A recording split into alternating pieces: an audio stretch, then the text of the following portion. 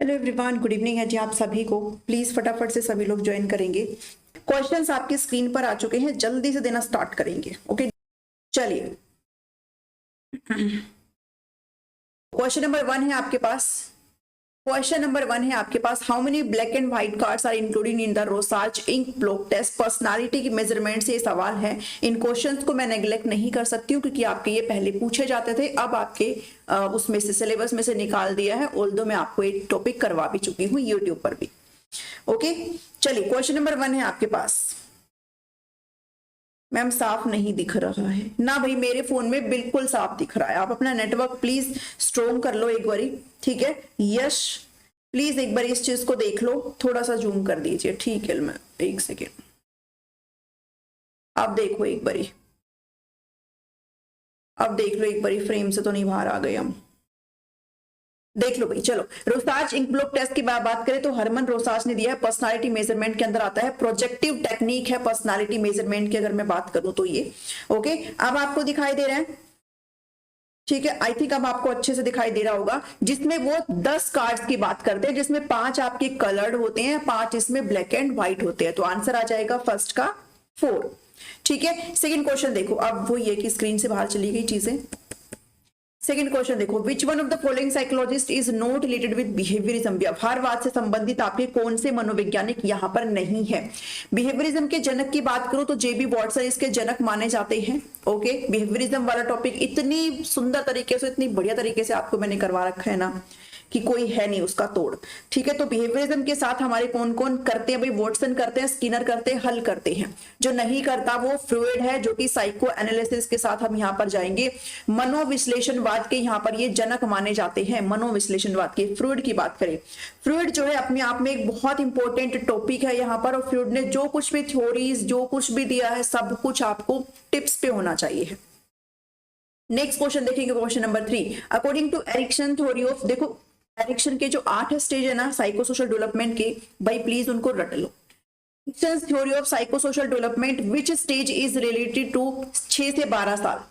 कौन से stage, 8 stage की ये बात करते हैं। कितनी अवस्थाओं की बात करते हैं, 8 अवस्थाओं की बात करते हैं, हमारे जन्म से लेकर के किसी भी इंडिविजुअल को उसके डेथ तक, ठीक है। उसके 8 स्टेज से वो गुजरता है, जिसमें सबसे पहला जो स्टेज है वो आपकी है ट्रस्ट वर्सेस मिसट्रस्ट, ठीक है, जो कि 0 से 1 ईयर की यहाँ पर ये अवस्था है।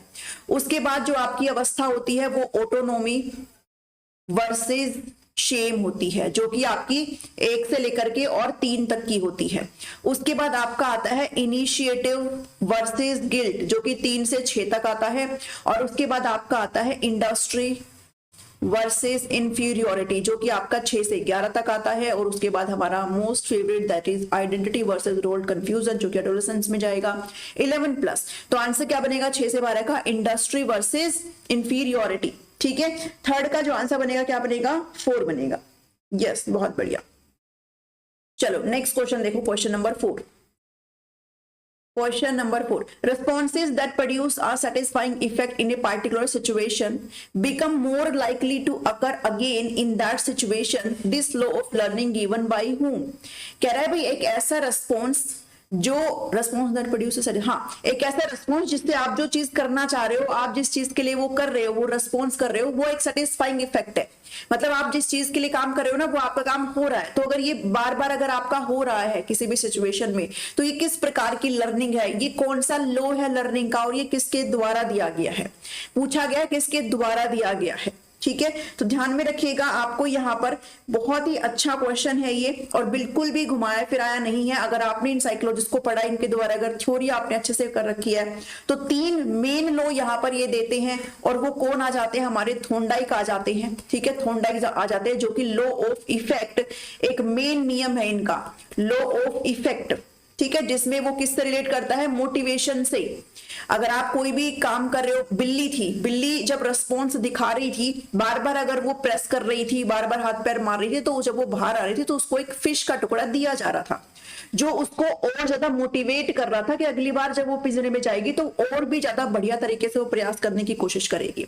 ये है इसका मतलब, ठीक है, कि अगर आप कोई रिस्पॉन्स कर रहे हो और अगर वो सेटिस्फाइंग है कि भाई जो चीज आप अचीव करना चाहते हो वो आपको मिल रहा है, तो आप बार बार उसको और करने की कोशिश करेंगे। नहीं मिल रहा है तो आप उस चीज को वहीं पर ही खत्म कर देंगे। अगर बिल्ली को मछली का टुकड़ा नहीं मिलेगा तो बार बार पंजे नहीं मारेगी। ओके, तो ये थॉर्नडाइक के साथ है, 3 जो है वो मेन नियम की बात करते हैं। क्लियर बात है। नेक्स्ट करो question number 5। The drive reduction theory of motivation is given by factual question है, किसके द्वारा दिया गया था, बस इतना आपको बताना है। प्रेरणा प्रबल सिद्धांत किसके प्रदाता कौन है? हाँ, थॉर्नडाइक का लॉ ऑफ इफेक्ट। ठीक है, लॉ ऑफ रेडीनेस एक दूसरा नियम था, और लॉ ऑफ यूज और डिसयूज या फिर लॉ ऑफ प्रैक्टिस आप कह सकते हो, वो तीसरा नियम था। 3 नियम तो आपको रट जाने चाहिए हैं। ड्राइव रिडक्शन थ्योरी जो है वो किसके द्वारा दी गई है? हल के द्वारा दी गई है। बहुत बढ़िया, ठीक है, जिसमें वो होम्योस्टेसिस की बात करते हैं, भाई लैक ऑफ होम्योस्टेसिस, फिर बाद में एक ड्राइव आती है, सॉरी नीड आती है, फिर नीड के बाद आपकी ड्राइव आएगी, ड्राइव के बाद आप मोटिवेट होंगे काम करने के लिए, मोटिवेट होने के बाद जब आपको अचीव हो जाएगी जिस चीज के लिए आप काम कर रहे हो, मतलब आप होम्योस्टेसिस की स्टेज में आ जाओगे। ठीक है, अगेन फिर से आपका लैक हो जाएगा होम्योस्टेसिस। होम्योस्टेसिस क्या है? एक बैलेंस की स्थिति। ठीक है, अगर आपको कुछ चीज पाना है तो फिर आप एक इम्बैलेंस स्थिति में आ जाते हो उस चीज को पाने के लिए। सब समझाया हुआ है मैंने। नेक्स्ट क्वेश्चन देखो, क्वेश्चन नंबर 6। शेल्डन को बहुत अच्छी तरीके से देख लेना। ओके, पर्सनालिटी भाई कर ही जाना, बहुत टाइम आपको मिल गया है तो एक पर्सनालिटी को भी मत छोड़ के जाना, मैं तो नहीं कहूंगी कि छोड़ देना। Sheldon has divided all human beings into the categories on the physical. उन्होंने शारीरिक तौर पर जो है लोगों को उनकी शारीरिक बनावट के आधार पर ना 3 प्रकार की कैटेगरी में बांटा जब भी पर्सनालिटी की बात होती है। ओके, तो ये किसके तहत आती है? किसके तहत आती है भाई? ट्रेट मेथड है, ये साइकोएनालिटिक मेथड है, टाइप मेथड है, या फिर बेसिक इंस्टिंक्ट मेथड है? 6 का आंसर आप यहां पर करेंगे। हमने टाइप थ्योरी भी अच्छे से पढ़ी थी, ट्रेट भी पढ़ी थी, टाइप एंड ट्रेट भी पढ़ा था, और साइकोएनालिटिक के बारे में तो सिगमंड फ्रॉइड के अंदर हम सारी चीजें पढ़ करके याद रखी है। ओके, हाँ, ये 2021 का लेवल 1 का पेपर है। ठीक है, अब ऐसा नहीं है कि 2 और 3 वाले इसको नहीं देखेंगे। अगर नहीं देखोगे तो फिर वो आप खुद का फॉल्ट रहेगा। ठीक है, देख लो, ऐसा कुछ नहीं है कि नहीं देखना है। ओके, शेल्डन बात करते हैं 3 प्रकार के पर्सनालिटी को इन्होंने फिजिकल उस पर बांटा है यहां पर कहीं ना कहीं। एक होता है हमारा एंडो, मीजो और एक्टो, और ये आपके टाइप मेथड्स होते हैं। 6 का सी बिल्कुल करेक्ट आंसर है। ठीक है, एंडो पर्सनालिटी कौन सी होती है, मीजो कौन सी होती है, और एक्टो कौन सी होती है? एंडो होती है मतलब जो मोटे लोग होते हैं, यानी कि 7 आपका स्टार्टिंग में आएगा। मीजो वो होते हैं जो बिल्कुल ही स्लिम पर्सनालिटी, बहुत ही एक्टिव पर्सनालिटी और पावरफुल होते हैं, जो मसल्स वाले होते हैं, जो स्पोर्ट्स के अंदर होते हैं, बिल्कुल फिट लोग, यानी कि बीच में आपका 7 आएगा। और एक्टो बहुत ही दुबले पतले टाइप होते हैं, तो 7 आपका बिल्कुल एंड में आएगा। ऐसे मैंने आपको बता रखा है। आंसर तो चला जाएगा ऑप्शन नंबर 3। नेक्स्ट क्वेश्चन देखो, question number 7। Which of the following is not a learner centre teaching learning materials? चलिए, कौन सी अधिगमकर्ता केंद्रित शिक्षण अधिगम व्यूह रचना नहीं है? ओके, चलो कौन सी नहीं है आपको बतानी है। कोऑपरेटिव लर्निंग नहीं है, प्रॉब्लम सॉल्विंग नहीं है, लेक्चर नहीं है, या फिर प्रोजेक्ट नहीं है? महा आसान सवाल है ये। यस, बहुत बढ़िया, बहुत बढ़िया वाना। चलो, महा आसान सवाल है। कोऑपरेटिव लर्निंग तो बिल्कुल होती है, लर्नर सेंटर्ड, प्रॉब्लम सॉल्विंग भी होती है, प्रोजेक्ट भी होती है। जो नहीं होती है वो कौन सी होती है? लेक्चर मेथड होती है। टीचर आया, अपना बखान किया और चला गया। ओके, लेक्चर दिया और चला गया। नेक्स्ट करो question number 8। Who propounded the 3 dimensional intelligence theory? 3D model intelligence का किसने दिया है? 3D मॉडल इंटेलिजेंस का किसने दिया है? इसको मॉडल थ्योरी ऑफ इंटेलिजेंस भी कहा जाता है। ठीक है, एसओआई मॉडल यानी कि स्ट्रक्चर ऑफ इंटेलेक्ट थ्योरी भी इसको कहा जाता है। ठीक है, चलिए किसने दिया है? 8वें का आंसर आप लोग देंगे यहां पर जल्दी से मुझे। तो इसको स्टैनफोर्ड नहीं देते, स्टर्नबर्ग नहीं देते, स्पीयरमैन नहीं देते। हम यहां पर बात कर रहे हैं किसकी? गिलफर्ड की। ठीक है, इस यहां पर हम बात कर रहे हैं गिलफर्ड की। Okay, content product and operation theory भी इसको कहा जाता है। कंटेंट प्रोडक्ट ऑपरेशन थ्योरी अगर आ जाए तो भी आपको इसी को ही मार्क करना है, गिलफर्ड को ही। ओके, 180 प्रकार की मेंटल एबिलिटीज की बात करते हैं, और कंटेंट के अंदर 5 होता है, प्रोडक्ट के अंदर 6 होता है, ऑपरेशन के अंदर भी 6 सब पार्ट्स होते हैं। ध्यान में रख लेना, ये भी कितने कितने हैं, कौन कौन से है, कितने तो मैंने बता दिया, कौन कौन से है ये भी आपको पूछा जाता है कई बार, तो इसको भी प्लीज मत छोड़ना। नेक्स्ट क्वेश्चन देखो, question number 9। Growth and development are the product of? वृद्धि और विकास किसका उत्पाद है? Heredity, environment, both heredity environment, या फिर कोई भी नहीं? जो कैंडिडेट इसको गलत करेगा भाई मतलब CDP 0 है फिर। ठीक है, जो इसको गलत करेगा वो मतलब फिर सीडीपी 0 है, मैं तो यही कहूंगी। ठीक है, चलो 9th बताओ भाई, 9th का सी, ठीक है सही बात है, बोथ हेरिडिटी एंड एनवायरमेंट। 10वां क्वेश्चन देखो, which of the following factors affect the physical development of children, कौन सा कारक यहाँ पर बच्चे के शारीरिक विकास को प्रभावित करता है? Geographical environment, nutrition, food, endocrine glands या फिर all of the above. 10th का आंसर यहां पर मार्क करेंगे, 10th का, जल्दी जल्दी से कर दो भाई। ओके बहुत बढ़िया, चलो सी दे रहे हो, ठीक है, हाँ गुड गुड गुड। 10th देखो, geographical environment, nutrition, food, endocrine glands, physical development की यहाँ पर बात हो रही है। ठीक है, तो 10वीं का क्या मार्क कर रहे हो? यस, डी बिल्कुल करेक्ट है। ऑल ऑफ दीज, जिसने भी एबीसी मार्क किया है बिल्कुल गलत है, डी पे जाना है। नेक्स्ट करो question number 11, which of the following is not an इनेट motive. दो प्रकार के मोटिव्स की हम बात करते हैं, एक होते हैं हमारे बायोलॉजिकल जिसको इनेट कहा जाता है, एक होते हैं हमारे सोशल जो कि हमारे एक्वायर्ड भी होते हैं जिनको आप ग्रहण करते हो। ओके, तो कौन सा आपका इनेट नहीं है? हंगर है, स्लीप, पेन अवॉइडेंस या फिर अचीवमेंट। चलिए 11th का आंसर कर देंगे जल्दी से, कौन सा नहीं है? 11th का आंसर करेंगे, 11th का 4। ओके चलो देखो, हंगर बिल्कुल है, स्लीप भी है और पेन अवॉइडेंस भी है, जो नहीं है आपका अचीवमेंट है। अचीवमेंट हो गया, एग्रेशन हो गया, ठीक है, पावर हो गया, तो वो सब क्या है आपके आपके सोशल है, एक्वायर्ड होते हैं। ठीक है, वो आपके वो चीज नहीं है, तो 11 का जो आंसर आ जाएगा वो बिल्कुल आपका 4 जाएगा। नेक्स्ट देखो question number 12, the stage of obedience for avoiding punishment is included in which level of morality and Kohlberg. एक सेकेंड पढ़ लो भाई, इतने एक बारी रुक जाओ।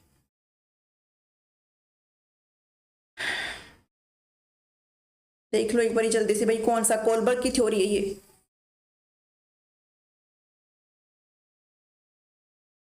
कोलबर्ग की थ्योरी के अंदर अभी कौन सा है ये स्टेज ऑफ ओबीडियंस? अच्छा कह रहा किस लेवल के अंदर? भगवान,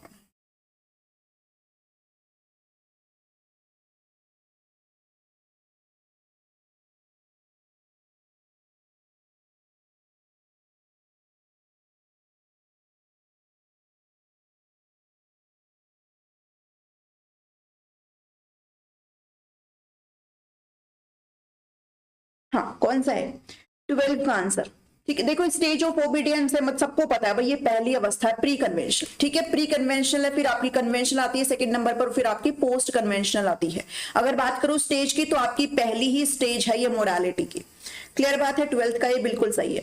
चलो नेक्स्ट क्वेश्चन देखो, question number 13, which of the following is not the principle of development. भाई जितने भी प्रिंसिपल्स है, ठीक है, सब आपको पता होना चाहिए। प्री कन्वेंशनल करेक्ट बात है। कौन सा प्रिंसिपल नहीं है? इंटर रिलेशन नहीं है, वेरिएशन नहीं है, सेग्रीगेशन नहीं है, या फिर प्रिंसिपल ऑफ डायरेक्शन की बात नहीं करते हैं। 13 का आंसर करेंगे, स्टेज 1 है, बिल्कुल सही बात है। ठीक है, बाकी आपको सारी स्टेजेस के नाम पता होने चाहिए, कौन सा कौन सी किस प्रकार की मोरालिटी है, सब आपको पता होना चाहिए। उसमें वो कुछ भी पूछ सकते हैं। एक एक चीज अगर एक्सप्लेन करने बैठूंगे तो फिर ये सीडीपी का के क्वेश्चन ही हमारे 2 घंटे में होंगे जाकर के। ऑल्दो मैं फिर भी मोटे मोटा आपको बता देती हूँ। 13 का मान, यस, सेग्रीगेशन की बात नहीं करते। ठीक है, बहुत बढ़िया, सेग्रीगेशन की बात नहीं करते, बाकी सारी चीजें बिल्कुल ओके है, कोई दिक्कत वाली बात नहीं है। 14 देखेंगे। ओके, कहा था मैंने कि जितने भी आपके इमोशंस है, जिनके साथ आपके जो भी इंस्टिंक्ट कनेक्ट है, ठीक है, जितने भी हम बात करते हैं उनको प्लीज एक बार देख लो, पढ़ लो, रट लो, समझ लो। तो इसमें फिर से एक सवाल आपके सामने है, कौन सा इनकरेक्ट पेयर है आपको बताना है। एस्केप का फियर नहीं होता, रिपल्शन का इंगर नहीं होता, क्यूरियोसिटी का वंडर नहीं होता, या फिर अपील का डिस्ट्रेस नहीं होता है। कौन सा आपको यहाँ पर गलत दिखाई दे रहा है? स्क्रीन ब्लर हो गई है, नहीं हितेन, नहीं हुआ है, बिल्कुल ओके है, बहुत जबरदस्त दिखाई दे रहा। अब तो कहोगे तो मैं अपनी पिक्चर थोड़ी छोटी कर सकती हूँ, ठीक है, अगर कहोगे तो। चलो मैं मैथ्स में पीवाईक्यू, बिल्कुल काम चल जाएगा, बिल्कुल काम चल जाएगा पीवाईक्यू से, बट पीवाईक्यूज आपको बहुत ज्यादा बनाने पड़ेंगे। ठीक है, बहुत ज्यादा, मतलब कम से कम 4-5 साल के कर लो सारे लेवल की, बहुत है, इतने आराम से आएंगे 7 से 8 नंबर। 14 का बताओ। ठीक है, हाँ रिपल्शन, ठीक है बिल्कुल सही बात है, क्योंकि रिपल्शन हमारा करेक्ट आंसर, रिपल्शन का जो बनता है वो डिस्गस्ट बनता है। ठीक है, बहुत बढ़िया, रिपल्शन यहां पर हमारा करेक्ट आंसर है।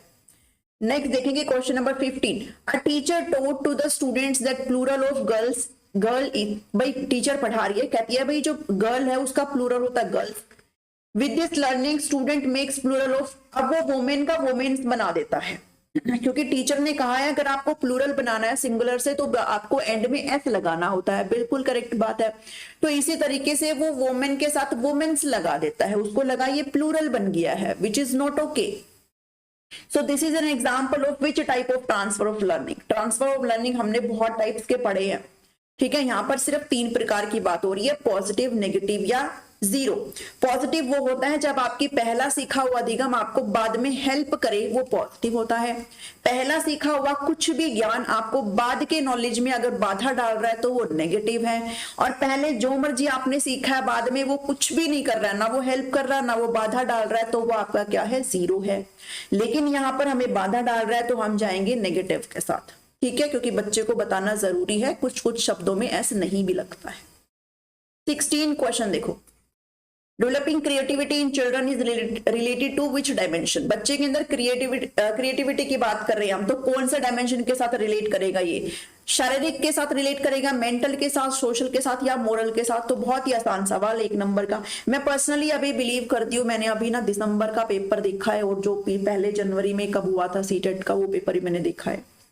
तो जो लेवल है ना क्वेश्चन का, मैं ऐसा सोचती हूँ भाई सीटेट वालों का हार्ड हो गया है, ठीक है, आप लोगों का बिल्कुल भी हार्ड नहीं रहा है। जितना आसान क्वेश्चन, मतलब बहुत ही अच्छी तरीके से, ज्यादातर क्वेश्चन तो फैक्ट बेस्ड ही पूछे जा रहे हैं, वहां पर अगर आप देखेंगे ना तो उनके लिए तो अब जी का जंजाल बना दिया पेपर। 16 देखो, 16 का, हाँ मेंटल के साथ जाओगे, बिल्कुल करेक्ट बात है, मेंटल के साथ जाओगे, ठीक है, सोशल के साथ कौन जा रहा है, मेंटल के साथ जाएंगे, ओके। अरे क्रिएटिविटी सामाजिक तौर पर होती है क्या, क्रिएटिविटी मतलब नई नई चीजें आना, दिमाग से तो आएगी ना वो। चलो 17 देखो, which one of the following is a projective technique of personality measurement. चलिए जी, प्रोजेक्टिव टेक्निक की यहां पर बात हो रही है, ठीक है, प्रोजेक्टिव टेक्निक की बात हो रही है, तो कौन सा आपका पूछा है, हाँ कौन सा है आपको बताना है, play and drama, interview, autobiography या फिर ऑब्जर्वेशन, कौन कौन सा है। थोड़ा सा दिमाग लगाना है, हल्का सा दिमाग लगाना है, क्वेश्चन बना पड़ा है, थोड़ा सा दिमाग लगाना है बस, ठीक है। चलो देखो, इंटरव्यू, ऑटोबायोग्राफी और ऑब्जर्वेशन, ये सब आपके कहीं ना कहीं अदर मेथड्स है, जबकि अगर बात करें प्ले एंड ड्रामा की तो ये आपका कौन सा है, प्रोजेक्टिव है। प्रोजेक्टिव कौन सा होता है, जब आप खुद को प्रोजेक्ट करते हो, और प्रोजेक्टिव मेथड्स वो मेथड्स होता है जिसमें आपका वो माइंड, आपका वो सबकॉन्शियस पार्ट, उसको जानने की कोशिश की जाती है कि अंदर क्या दबा हुआ है। बाहरी तौर पर तो हम वैसे भी दिखाई देते हैं, हम कॉन्शियस जो चीजें हम करते हैं वो तो हम वैसे भी प्रस्तुत कर ही देते हैं, लेकिन आपके डीप डाउन क्या दबा हुआ है आपके अंदर, वो जानने की कोशिश की जाती है। तो जब भी आप प्ले और ड्रामा करते हो तो खुद को पूरी तरीके से रिप्रेजेंट करते हो, वहां पर अच्छे से दिखाते हो खुद को, जब आप कोई नाटक वगैरह करते हो ना, तो ये आपका प्रोजेक्टिव है, ठीक है। बाकी इंटरव्यू, ऑटोग्राफ, बायोग्राफी और ऑब्जर्वेशन नहीं होता। 17 का आंसर तो ए ही जाएगा, जो कि आप सभी ने दिया है। चलो अब ये रिपीटेड क्वेश्चन है, army alpha test of intelligence किसका है, ये तो आपको आई थिंक अभी दिमाग में बिल्कुल बैठ जाना चाहिए है, ठीक है। जितने भी पर्सनालिटी नहीं है, इंटेलिजेंस के जितने भी टेस्ट वगैरह ना मैंने लिखवा रखे हैं, उनको देख जाना, एक बार याद कर जाना, जो मर्जी करना है। आर्मी अल्फा टेस्ट आपका कौन सा होता है, तो ये जो आपका होता है वो वर्बल ग्रुप टेस्ट होता है, बिना किसी सिंगल डाउट के, ठीक है। पर्सनालिटी पढ़ानी है तो वान्या अभी बहुत बढ़िया टाइम है, पढ़ लो उस चीज को, ठीक है, आप मत छोड़ो आप तो बिल्कुल भी। 18 का आंसर बनता है 1, 19 करेंगे, ओके। और मैंने एक ही क्लास में आपको अभी कुछ दिन पहले, जब मैं वहां थी छुट्टियों में, तभी मैंने आपको कराया था वो एक क्लास के अंदर, और आई थिंक 1 घंटे से भी कम की वो क्लास है, तो उसको फटाफट से भाग भाग के दौड़ दौड़ के देख लो उस क्लास को। बस आपको इतना ही पता होना चाहिए पर्सनालिटी के अंदर किसने क्या कहा है, बस, और इससे ज्यादा कुछ नहीं जाना, ये डीप नहीं पूछते हैं। The differences in attitude, interest, achievement और learning style of learner indicates which type of differences. भाई उसके एटीट्यूड में डिफरेंट है, डिफरेंस है, ठीक है। जो भी लर्नर्स है आपस में, उनके रुचियों में डिफरेंस है, उनकी अचीवमेंट में वो क्या क्या अचीव कर लेते हैं, उपलब्धि में डिफरेंस है, उनके पढ़ने के स्टाइल में भी डिफरेंस है। तो ये किस प्रकार का डिफरेंस है?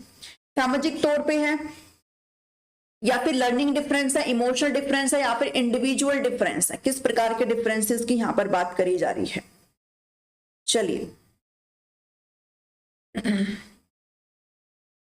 चलो चलो चलो, repeat question, Ritu Sharma repeat question. तो आप क्या देख रहे हो? अगर आप क्वेश्चन देखेंगे ना, तो जैसे मान लो प्रॉफिट एंड लॉस का क्वेश्चन अगर आप देख रहे हो, अगर आपने कहां से कहां तक कर लिया, 18 से 23 तक अगर आपने कर लिया है, तो उसमें आपने ये देखा होगा भाई सेम प्रकार के क्वेश्चन पूछे जाते हैं, उसी तरीके से सॉल्व हो जाएंगे वो। थोड़ा सा बस दिमाग से सोचना और कुछ भी नहीं, ठीक है। हेल्प करेगी वो सारी चीजें, मैं तो मानती हूँ पर्सनली इस चीज को। 19 का जवाब तो इंडिविजुअल डिफरेंस से जाएगा, बिल्कुल सही बात है। नेक्स्ट करेंगे question number 20। A little girl daily change the clothes of her doll. एक छोटी बच्ची है, वो डेली अपनी गुड़िया के कपड़े चेंज कर रही है। तो पियाजे की थ्योरी के अकॉर्डिंग ये क्या है? व्यवहारवाद है, रचनावाद है, ह्यूमनिज्म है, भाई मानवता के तौर पर वो कर रही है कि मुझे कर देने चाहिए, या फिर एनिमिज्म है? आंसर करेंगे 20 का, ठीक है।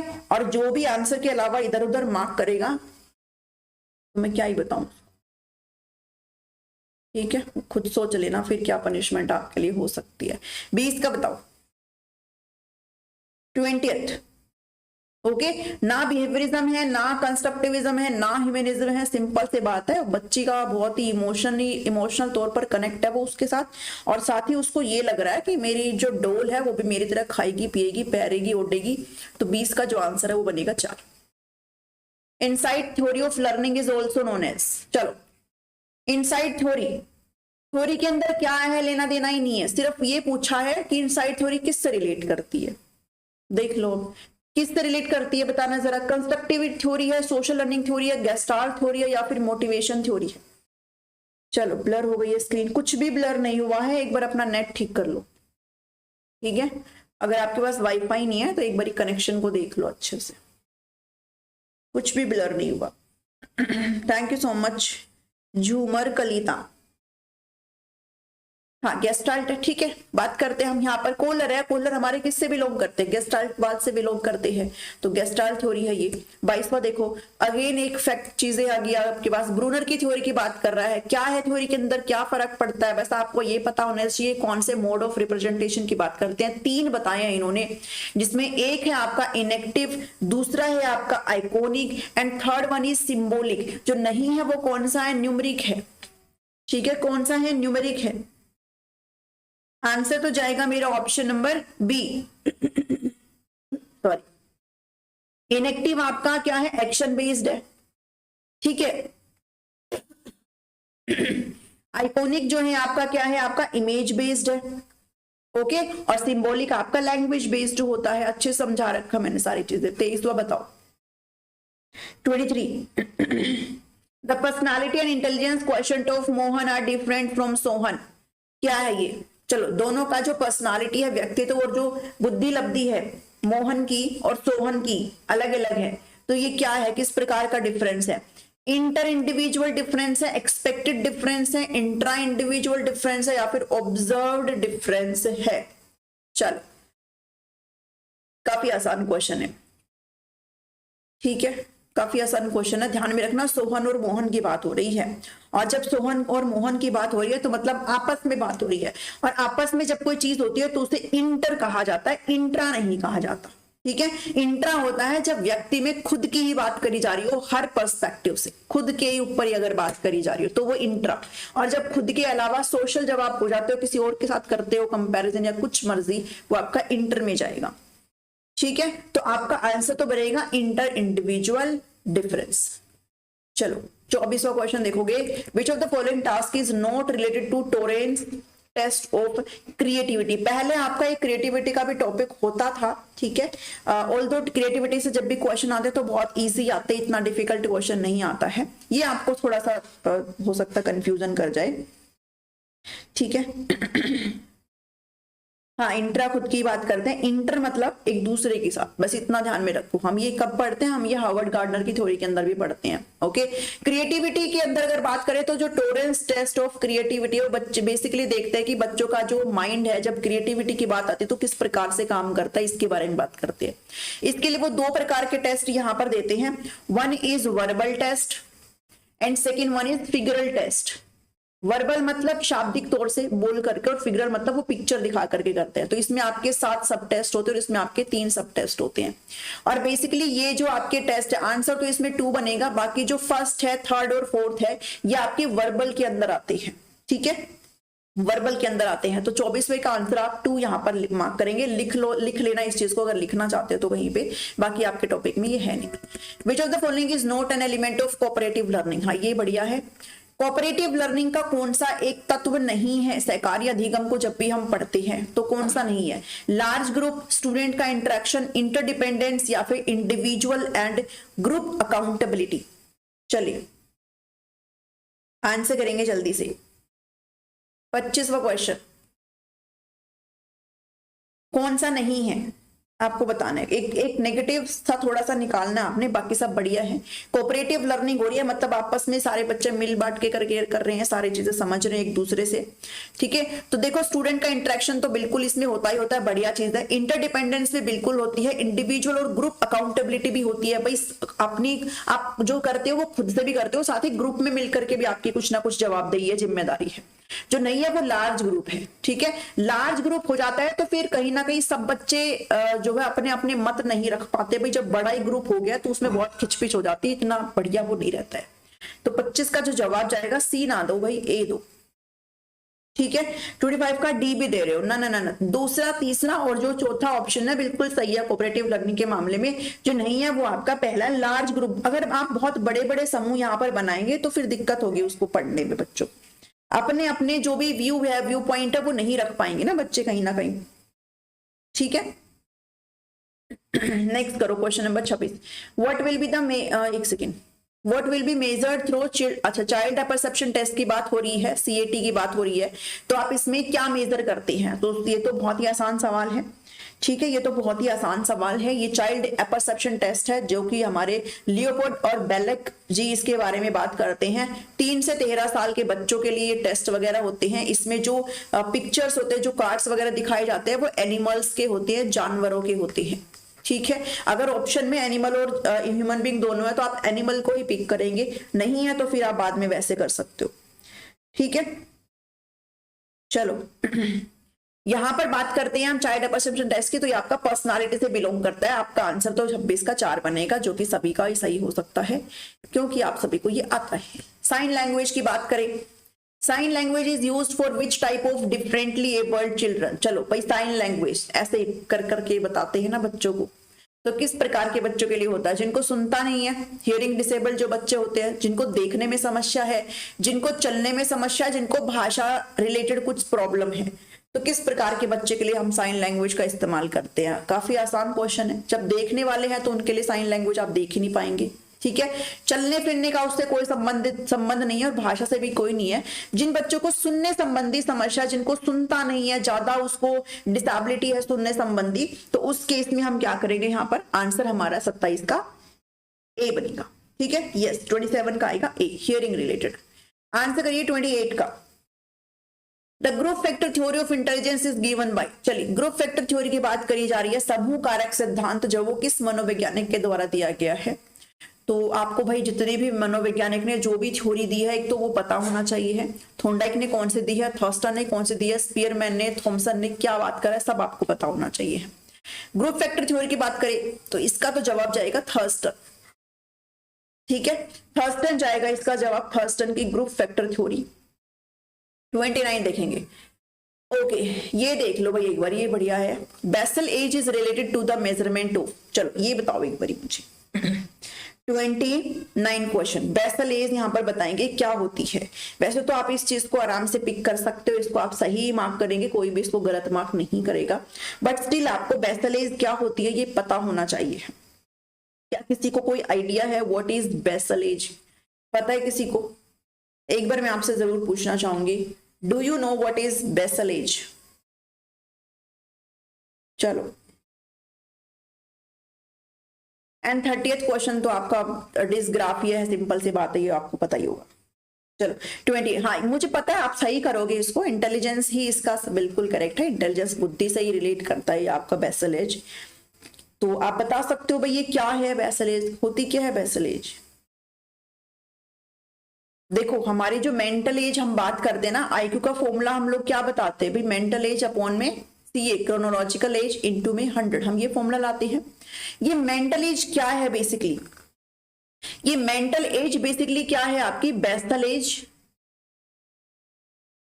प्लस में क्रेडिट। ठीक है, नहीं पढ़ा है तो अब आप ये कहोगे भाई ये क्या ड्रामा है, अब ये सुन लो, चलो पहले एक बारी, ठीक है नहीं पता तो एक बारी सुन लो, 30 का भी ठीक बात है, बढ़िया है, थोड़ा पीछे आ जाओ वान्या, है ना 29 देख लो एक बारी। देखो बेसल एज बेसिकली वो हाईएस्ट लेवल एज होती है जिस पर्टिकुलर एज के क्वेश्चंस कोई भी बच्चा कंप्लीट तौर पर आसानी से सॉल्व कर सकता है। मतलब जिस भी प्रकार के डिफिकल्टी के क्वेश्चन उस बच्चे के सामने आप रखेंगे ना, वो सारे क्वेश्चन आराम से सॉल्व कर लेता है, वो एक हाईएस्ट एज होती है बेसल एज। ठीक है, नहीं समझ में आएगा मैं आपको ना एग्जाम्पल के थ्रू बताती हूँ। मान लो कोई भी एक बच्चा है, ठीक है, कोई भी एक बच्चा है, वो भाई 6 ईयर का है, 6 साल का है, आप मान लो फर्स्ट ग्रेड में वो बच्चा है। ये बच्चा जो है क्वेश्चन अपनी क्लास के तो सारे कर लेता है। लेट से कि एक 7 साल का कोई बच्चा है ना, तो इसके भी सारे जो सब्जेक्ट्स वगैरह उसके भी ये फर्स्ट क्लास वाला बच्चा सारे सॉल्व कर लेता है। ठीक है, जो ये फर्स्ट क्लास वाला बच्चा है वो ये जो सेकंड क्लास वाला, क्योंकि 7 साल का बच्चा सेकंड क्लास में जाएगा, ये अपने तो सॉल्व कर लेता है। इसकी बायोलॉजिकल एज हो गई 6 साल, ठीक है, इसकी जो बायोलॉजिकल एज यानी कि करंट में 6 साल का है, लेकिन ये सोल्व जो है वो 7 साल के बच्चे का भी कर लेता है सारी चीजें बिना किसी डाउट के।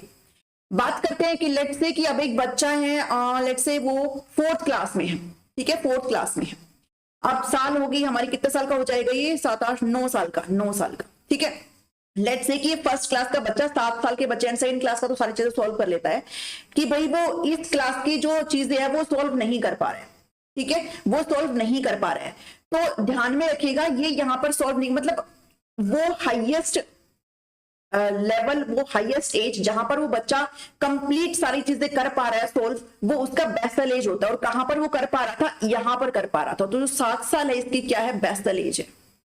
ठीक है, और यहां पर जहां पर वो बिल्कुल भी क्वेश्चन सॉल्व नहीं कर पा रहे हैं, वो लोवेस्ट लेवल, वो लोवेस्ट एज जहां पर वो क्वेश्चन सॉल्व नहीं कर पा रहा है, वो उसकी सीलिंग एज कही जाती है। ध्यान से सुनना इस चीज को, क्या कहा जाता है, सीलिंग एज। जैसे सीलिंग हमारे ऊपर होता है ना घर पे, है ना, बेसल बिल्कुल बेस होता है। ठीक है, तो अब यहां से आगे मान लो 10 साल के बच्चे का कुछ देंगे तो भी नहीं सॉल्व होगा, 11 साल का बच्चे का कुछ देंगे तो भी सॉल्व नहीं कर सकता, सिंपल सी बात है, नहीं सॉल्व कर पाएगा। ठीक है, मैं एग्जाम्पल के थ्रू आपको बता रही हूं। तो वो साल का, वो पर्टिकुलर साल, वो पर्टिकुलर ईयर, ठीक है, वो पर्टिकुलर एज जहां तक बच्चा सारे क्वेश्चन अच्छी तरीके से सॉल्व कर पा रहा है, वो उसकी बेसल एज कही जाती है। और वो साल, वो ईयर, वो मिनिमम ईयर जहां पर वो बच्चा कुछ भी सॉल्व नहीं कर पा रहा है, वो उसकी सीलिंग एज कही जाती है। ठीक है, क्या कही जाती है, सीलिंग एज कही जाती है। ओके, अब यहां तक देखो, ये बेसल था और ये सीलिंग था, ये जो गैप है, ये जो गैप है, इसको भरने में इस बच्चे को कितना टाइम लगेगा, कितने साल का टाइम लगेगा, उसे क्रेडिट कहा जाता है। क्या कहा जाता है, क्रेडिट। हमारे अकाउंट में पैसा ट्रांसफर होते हैं ना, क्रेडिट होते हैं। ठीक है, तो ये क्रेडिट कहा जाता है। मान लो उसने 1 साल के अंदर, 1 साल में वो इसके भी प्रॉब्लम पूरी तरीके से सॉल्व कर पाया, तो ये जो 1 साल है वो किसके बराबर होगी, इस 2 साल के, तो वो उसका क्या कहा जाएगा, क्रेडिट कहा जाएगा। ठीक है, तो जो उसकी जो मेंटल एज है वो क्या कही जाएगी, भाई कहां तक वो क्वेश्चन सॉल्व कर पा रहा है, दैट इज बेसल एज, और प्लस उसका क्रेडिट, यानी कि कहां तक उसको जाना है, इस सीलिंग एज तक जाना है उसको, ताकि वो यहाँ के भी क्वेश्चन सॉल्व कर पाए। ये है पर्टिकुलर अगर बात करें बेसल एज के बारे में। ठीक है, ओके, तो थोड़ा सा ध्यान में रखना, मेंटल एज बेसिकली होता क्या है, बेसल एज प्लस क्रेडिट ही होता है। ओके, बेसल एज मैंने आपको बता दिया और क्रेडिट में मैंने आपको बता दिया। डन, आंसर जाएगा आपका इंटेलिजेंस ही, बस थोड़ा समझाने के लिए रुकी हूं, बाकी इसमें कोई भी इतना था नहीं।